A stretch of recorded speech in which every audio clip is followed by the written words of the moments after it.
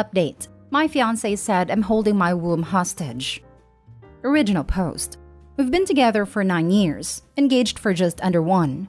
I'm 29, he's 33. The other day, we were having a conversation about the future and then the subject turned to kids. How many, etc. I said I'd ideally want 2, and I didn't care what gender. He said he wanted 2 also, but doesn't want a daughter at all. When I pressed, he said it was because he wouldn't be able to relate to her and he didn't want to have to deal with all that. By all that, he meant periods and her dating/intimate life. I told him we would have no control over the gender for our kids. He said he knew, but if we had a daughter, he wouldn't be able to love her as much as a son. What? I wasn't having that. And I told him if that's the case, I'm not having kids with him. And he flew off the handle. He literally started yelling, saying I was holding my womb hostage. And once we're married, I wouldn't get the say in whether or not we have kids. That it's his right to have them if he wants. I'm not sure if that's how he meant it, but I think he was implying he'd forcefully impregnate me. It was so hateful. I left, quickly packing while he yelled at me. He followed me out to my car screaming, "That's right, run away," over and over. I've been staying with a friend for 2 days and I haven't told her why I'm not home with him. I don't even know how to begin unpacking the vitriol he spewed. He had never been so blatantly misogynistic. I don't think I even want to marry him anymore, but then I would have wasted 9 years of my life for nothing. He's been blowing up my phone apologizing, begging to talk to me. I can't take it anymore. I don't want to do anything hasty. Please, someone set my head straight. Now for the top advice before reading the update. Don't fall for the sunk cost fallacy. You didn't lose 9 years. You're gaining back the rest of your life, free from a raging misogynist. This sounds stupid, but I feel dread at dating and starting over. I'm too old. I was your same age when I tried online dating again and met my now husband. We are now expecting our first child. You are not too old. Of course you feel that way. You grew up with this guy. You were only 20 when you got together. In the past 9 years, a guy has been causing you to attach your worth to him. But he's not right about that. You don't need him to be happy. Just like you know in your heart you don't need to have only boy children to be happy.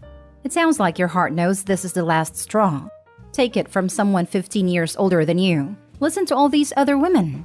Let them teach you, not some controlling man who just told you he would make you his incubator whether you like it or not. You're not here to breed for him and his family, my friend. You have the right to be free. This isn't medieval times. And take it from this divorcee. There's no feeling like being free from a life you didn't realize how much you disliked. And take it from this person who found her partner after 30, after being horrifically betrayed by another. You have time. You have lots of chances. There are way more tastier fish in the sea. Do what your heart wants.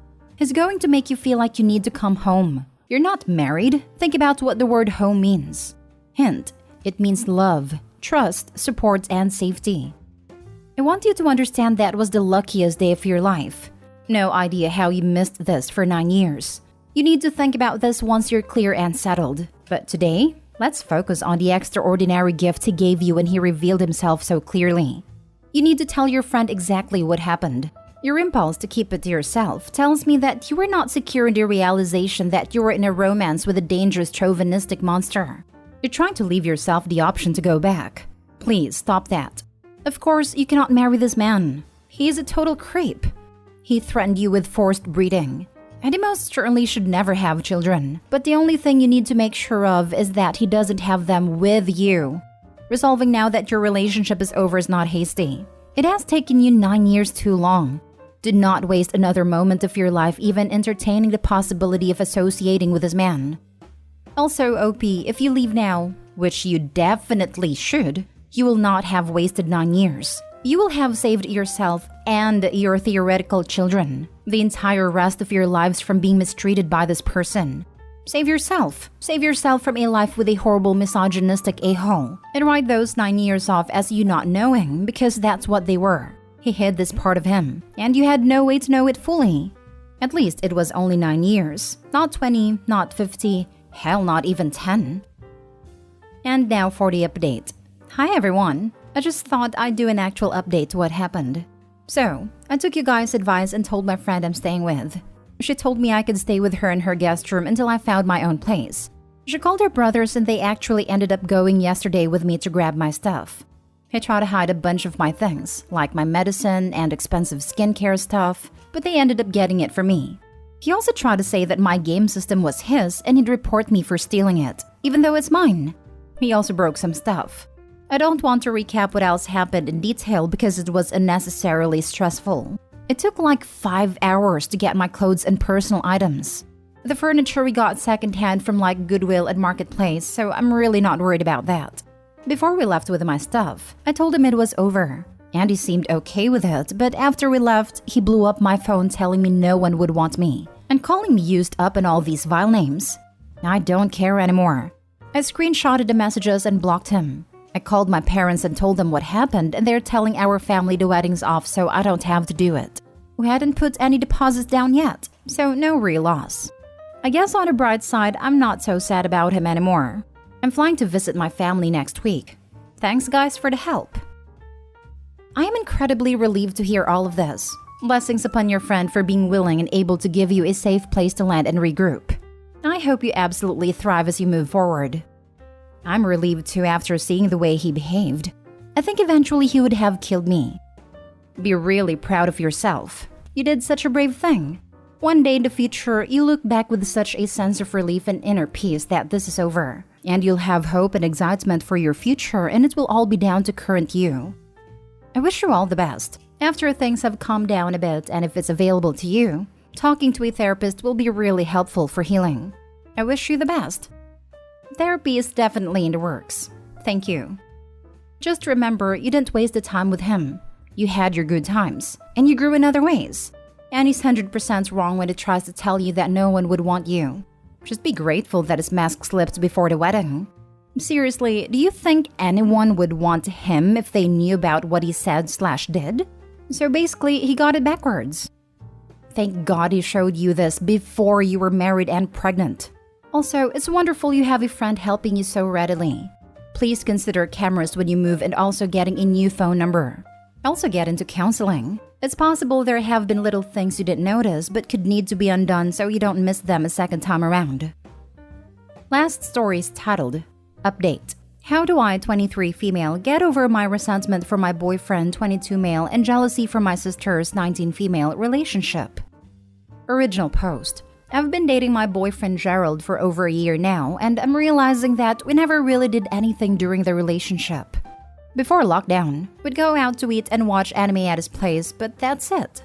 Now that I look back on it, we never really did anything special and he never did anything nice for me. Like, we went out to the boardwalk for a date I planned, but he wanted to spend it playing arcade games. When I suggested various rides we can go on, he chickened out and said that those kinds of attractions freak him out. Dates with him were just getting takeout and playing video games, or watching him at his friend's game. He has been faltering in other parts of his life lately. Lost job but shows no interest in applying for work. Does nothing but sleep or play video games, and he's gained like 50 pounds. Since we've been apart, I've grown to resent him for never taking the initiative. It feels like I never really had a relationship with him, that he's more of just a friend than a boyfriend. Meanwhile, my sister and my best friend are dating incredible guys. They're handsome, driven, and hardworking. They're proactive. They take them out to do fun stuff like hiking or picnics or even do Zoom chats. Instead of video games and TV, they're playing games and even just chatting. My sister is even planning on moving overseas to be with her dude. I want the kind of relationships they're having, but my boyfriend doesn't seem to get the picture no matter how many times I've tried to talk to him. And here I am, stuck with this guy that I just can't feel anything more than resentment. I want him to push himself and show that he actually gives a damn about things. But instead, he just sits on a couch with his eyes locked on the screen and I can't stand it anymore. How do I get over my resentment for my boyfriend? And if possible, how to rein in my jealousy? Sorry if it's a lot to ask. Now for the top advice before reading the update. And here I am, stuck with this guy. You're not stuck with anything. You're making a choice. How do I get over my resentment for my boyfriend? You dump him. He's exactly who you've known. He hasn't changed, and he won't. So dump him and raise your standards. Require and get better of the people in your life. Your jealousy will cease to exist. I wish that is easy, but everyone tells me that he's the best for me. And face it, I have Asperger's and no one wants to date an SP. Why are you stuck with him? You're not married. You have no kids together, or I think you would have mentioned that. Dump him and find a new boyfriend. I feel like he is going to go into a tailspin and spiral into a worse mental state. This happened before after a good friend of ours died. And if we're going to be honest, I feel like I'm never going to find someone better. Everyone always tells me that. On the other hand, it could be a wake-up call for him to get motivated and get off the couch and off the video game console. You are finding reasons to not break up with him, which is self-sabotaging. If you want to find someone better, make a plan. Start running or biking or something. Find a group where you can meet new people. Don't believe people who say you'll never find anyone better. But you also need to activate your own self to do that. If you allow yourself to believe that, it will become a self-fulfilling prophecy. Sweetheart, you'll never find anything better if you don't give anyone else the opportunity. You're young. This isn't the end of the road. Can you really imagine living the rest of your life being this unhappy? He has no motivation in life and you expect this man to marry you, have and raise children with you, be able to support your family. I dated a guy like this in high school, and when I was focusing on graduating, he was avoiding finishing school and growing into a functioning adult like the plague. I fully believe he expected me to carry the relationship, make the money, and raise a family all on my own after we graduated. I made a better decision for myself to leave, even as he told me he would kill himself if I left. And while I couldn't get him to have any motivation in our relationship, he actually started doing much better for himself after I left. It's absolutely okay to be selfish, especially if it makes you happier to do so.